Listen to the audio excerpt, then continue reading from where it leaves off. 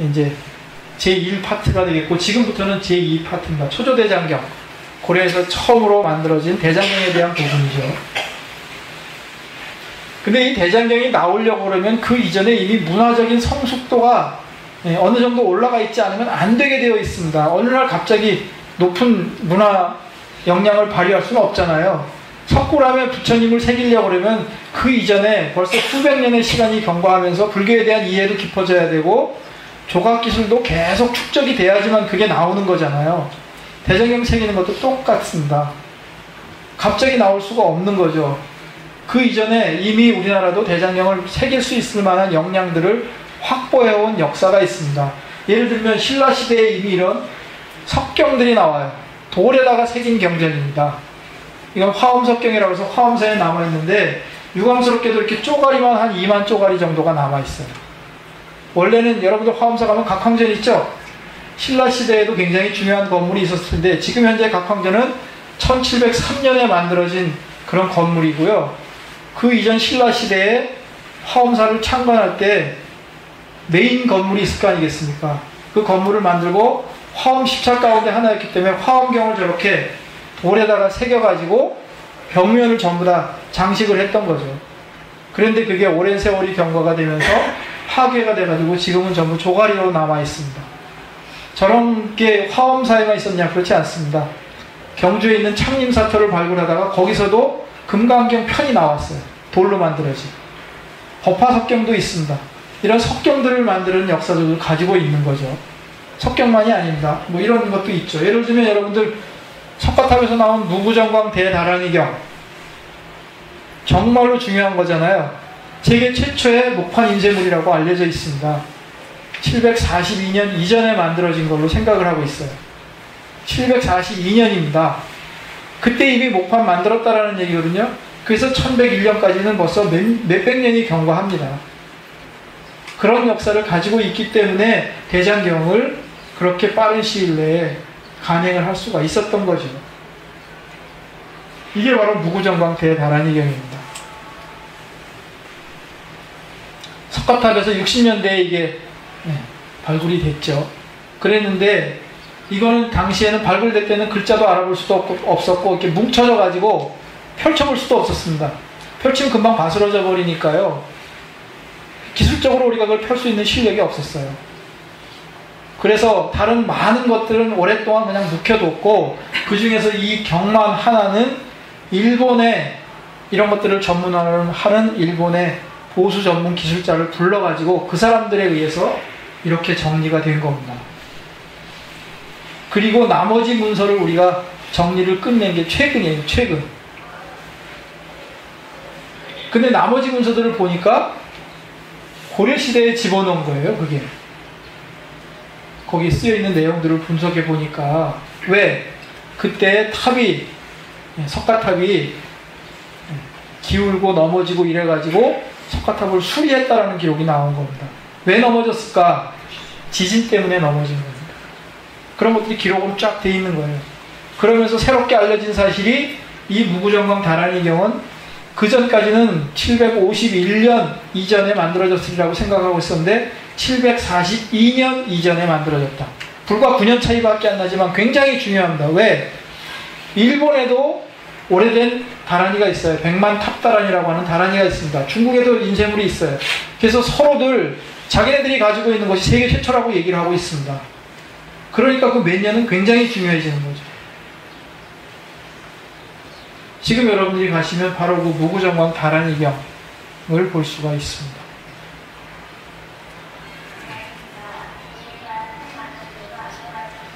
여기 뭐 다라니경에 대해서는 할 얘기가 굉장히 많은데 시간이 없어서 그냥 넘어가겠습니다.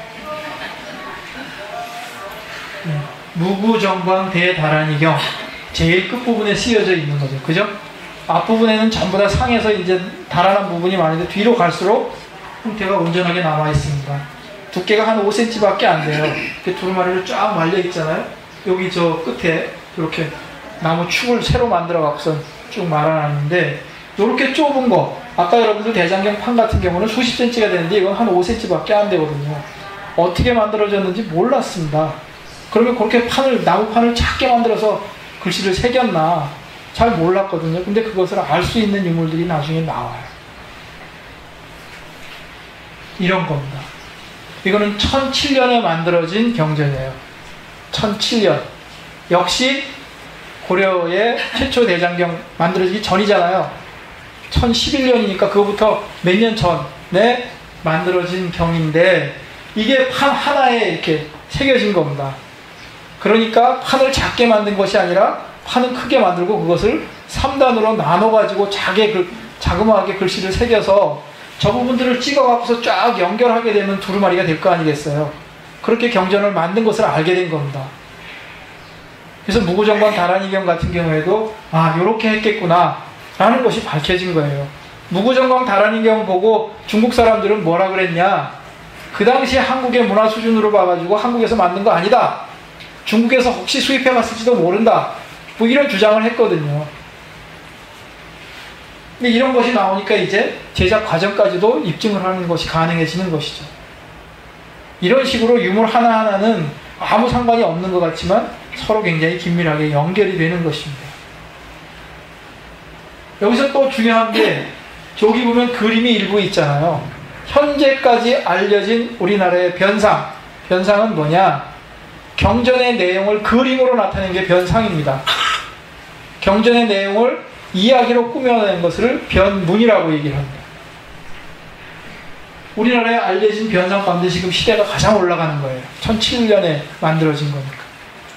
아주 조그만 그림이지만 매우 중요합니다. 이게 어디서 나왔을까?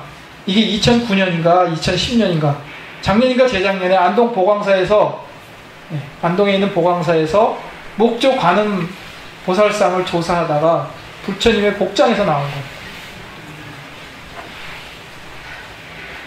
그래서 여러분들 부처님이 그냥 우리가 예배하는 데만 중요한 게 아닙니다. 부처님 뱃속에 뭐가 들어있는지 몰라요.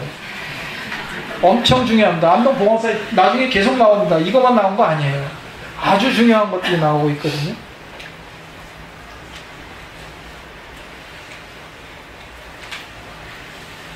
초조대장경 그래서 개성에 있는 흥왕사에 보관하고 있었다 그랬죠. 그러다가 대구에 있는 부인사로 옮겨갔다가 1232년에 다 불타버린다고 말씀을 드렸는데, 그렇게 해서 초조대장경은 없어졌습니다. 목판은 없어졌는데 거기서 찍어낸 경전들이 있을 거 아니겠어요? 그것들은 분명히 있기는 있을 텐데 우리나라에서는 알 수가 없었습니다. 도대체 우리나라에 그런 것들이 남아있기나 한지 몰랐는데 일본을 통해서 거꾸로 우리가 알게 돼요. 일본의 초조대장경 찍어낸 게 지금 한 1800축 정도가 있습니다. 1800축, 6000권 정도가 됐는데 1800축 그러면은 그거에 한 4분의 1 정도 되는 거 아니겠어요? 그 정도가 현재 일본에 현존하고 있습니다. 제일 많이 가지고 있는 데가 일본 교토에 있는 난젠지 남선사라고 하는 절인데 거기에는 굉장히 많은 양들이 있는 거죠. 거기 한 1000몇백 축이 있습니다. 그 다음에 일본 대마도에도 한 600축 정도가 있습니다. 그래서 거기서 일본 사람들에 의해서 이런 것들이 초조대장경이다라는 걸 알게 되고 우리나라의 학자들이 가가지고 그런 것들을 보게 되는 거죠. 연구를 하는 거죠. 거기에서 드러나는 특징들이 있을 거 아닙니까? 한 줄에 글자는 몇 자씩 들어가고, 한 페이지는 전체가 몇 줄로 되어 있고, 뭐 무슨 특징이 있고, 이런 것들이 하나하나 드러날 거 아니겠어요? 그럼 국내에는 그런 것이 없는가? 확인을 하다 보니까 하나하나 확인이 되는 겁니다. 그래서 그동안 국내에서 알려진 것들이 국내에도 적어도 수백 축이 남아 있습니다. 대표적으로 아까 말씀드린 호림박물관에서는 초조대장경만 100축 이상을 소장하고 있어요. 그 다음에 성암고서박물관이라는 데도 한 90축 정도 가지고 있습니다. 그 밖에 중앙박물관을 비롯해서 각 박물관이라든지 기관에 한 축씩 두 축씩 해가지고 국내에 있는 것만 해도 300~400축 이상이 됩니다. 그래서 현재는 전 세계적으로 초조대장경이 한 2500축 정도가 확인이 되고 있습니다. 6000권 정도에서 2500축 정도 되니까 반이 조금 안 되는 정도죠.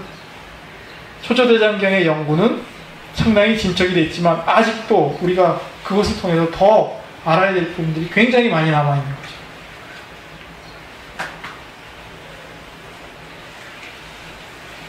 이게 초조대장경의 모습입니다. 아마 대장경 새기고 난 직후에 만들어졌으리라고 생각되는 그런 대장경의 실제 모습인데요. 여기 보면 본문이 시작되기 전에 이렇게 짙은 쪽빛, 이게 쪽물 들인 거거든요. 네, 짙은 쪽빛으로 물을 들여서 이렇게 앞을 대고, 그리고 요걸 이제 뒤로 이렇게 말게 되면 저것처럼 금으로 경전의 제목을 썼습니다. 그리고 제일 밑에 보면 경자가 쓰여져 있는데 저게 바로 함차입니다. 천자문에서 이것이 어떤 함에 보관이 된다라는 것을 나타낸 거예요. 그리고서 이렇게 본문이 시작이 되죠. 본문이 시작될 때 보면 여기도 저기하고 똑같이 경자가 들어있죠. 그죠? 네, 이게 바로 함차를 나타내고 책 제목이고 몇 권이고 나오고, 그 다음에 이 경전을 저술한 분, 이거는 논이기 때문에 저술한 사람이 나오죠. 부처님이 한 경이라 그러면 여기는 이름이 나올 수가 없죠. 그죠? 번역한 사람만 나와야 되죠. 그래서 지은 사람, 번역한 사람, 이런 것들이 나오고 본문이 시작이 됩니다. 이게 이제 격식을 갖춰서 만들어진 그런 경전이고, 보통은 여기가 이렇게 쪽빛 물들인 그런 것이 아니고 그냥 백지로 붙어 있는 경우들이 많아요. 백지로 붙어 있을 때는 저기 책 제목을 금으로 쓰질 않고 먹으로 까맣게 써가지고 그렇게 만드는 그런 것들이 이루어졌다라는 것들을 저희가 유물을 통해서 알 수가 있습니다. 어떻게 되어 있느냐? 제일 첫 페이지는 줄이 22줄입니다. 여기가 이어진 부분이거든요.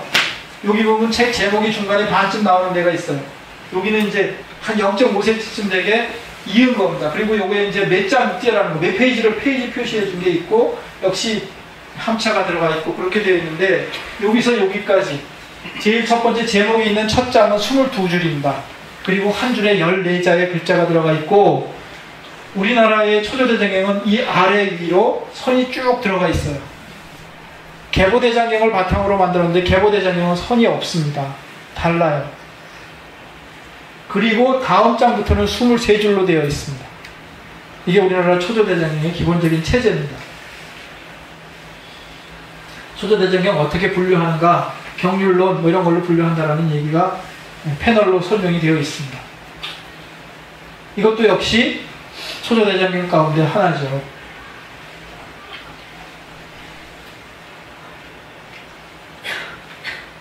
보세요. 여기 저쪽 보면은 이 앞부분이 그냥 백지로 되어 있을 때는 먹으로만 제목을 쓴 그런 형태를 가지고 있다는 거. 그러니까 쪽물 들이고 해서 한 거는 훨씬 더 정성을 들인 거잖아요. 그런 것들이 더 격식을 갖춘 형태라는 것을 알 수가 있죠. 마찬가지입니다. 이런 것들도 전부 다 초조대장경의 모습들이고요. 여기 보세요. 마찬가지죠. 그죠? 이렇게. 근데 이거는 지금 여러분들이 전시장에 가면 볼 수가 없습니다.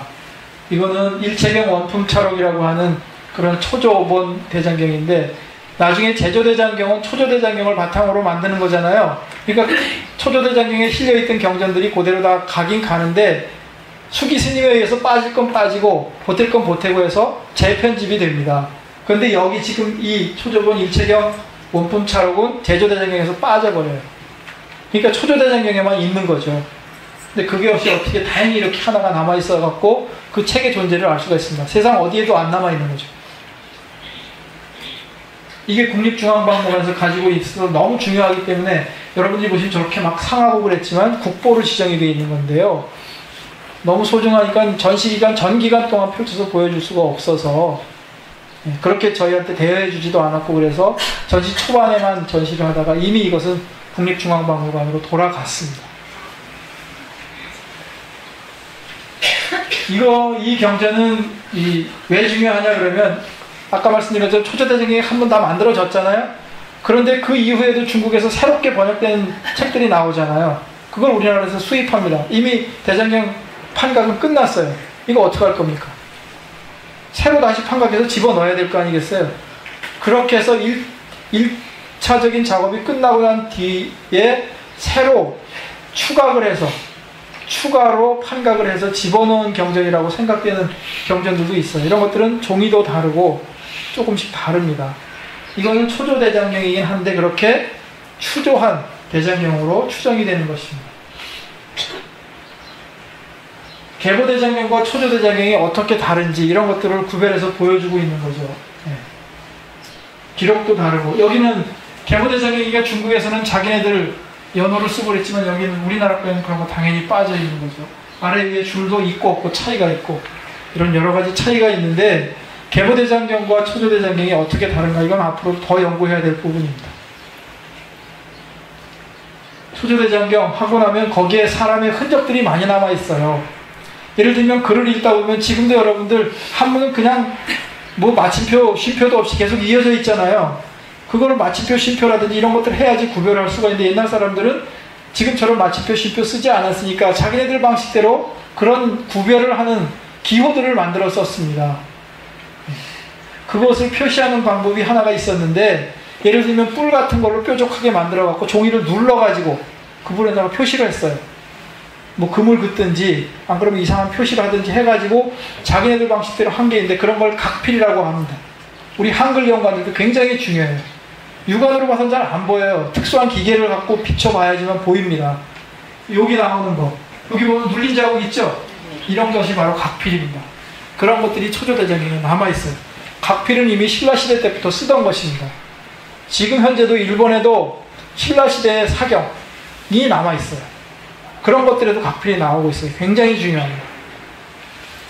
그 다음에 황제의 이름하고 음이 같은 음이 나오는 것은 글자를 전체를 쓰지 않고 글자를 마지막 획을 빼버린 경우가 나옵니다. 이런 것들도 초조대장경에서 발견할 수가 있죠. 그 밖에 각수, 대장경을 새긴 사람 있잖아요. 몰래 자기 이름을 새겨놓은 것들이 있습니다. 그런 것도 나와요.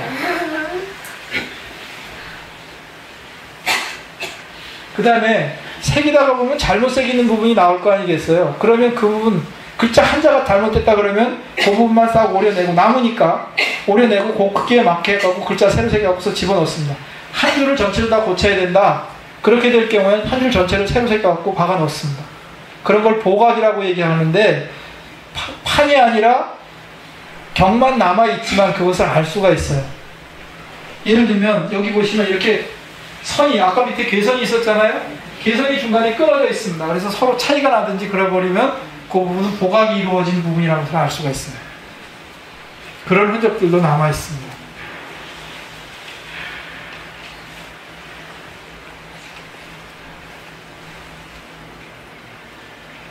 여기 이 뒷부분 나중에 가면 보실 텐데 경 제일 끝나는 부분에 이렇게 쫙 사람 명단이 들어가 있습니다. 뭐 하는 것인가? 번역한 사람들, 번역에 참여한 사람들인데 서로 역할들이 달라요. 예를 들면 처음 번역, 초벌 번역하면 그것을 윤문하는 사람들이 필요하죠. 글을 다듬는 사람도 필요하고 그 다음에 뜻이 제대로 번역이 됐는지 그걸 증명하는 사람도 필요하고 그런 여러 가지 역할들이 있거든요. 한 사람이 번역한 거 아닙니다. 수많은 사람들이 동원돼서 번역을 해요. 그래서 그런 것들을 역할을 담당하는 사람들을 뭐 즉의 또는 필수 뭐 이런 여러 가지 이름으로 부르거든요. 윤문 이런 식으로. 그런 사람들 명단이 쫙 들어가 있습니다. 그런 것들을 통해서 야, 옛날에 경전 번역 어떻게 했겠구나 라는 것을 알 수가 있는 거죠. 초조대장경 중에서 굉장히 중요하고 흥미로운 부분이 하나가 뭐냐 하면 어제비장전이라는 건데 어제라는 것은 임금이 짓다라는 말이거든요. 임금이 지은 글이에요.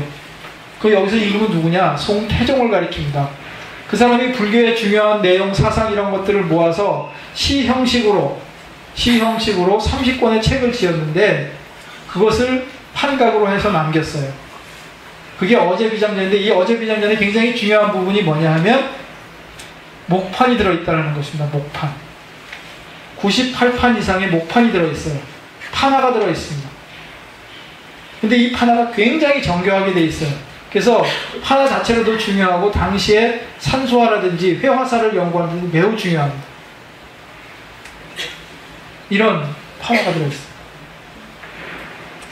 이 어제비장전 같은 경우에는 초조대장경에만 있고 제조대장경에는 다 빠져버립니다.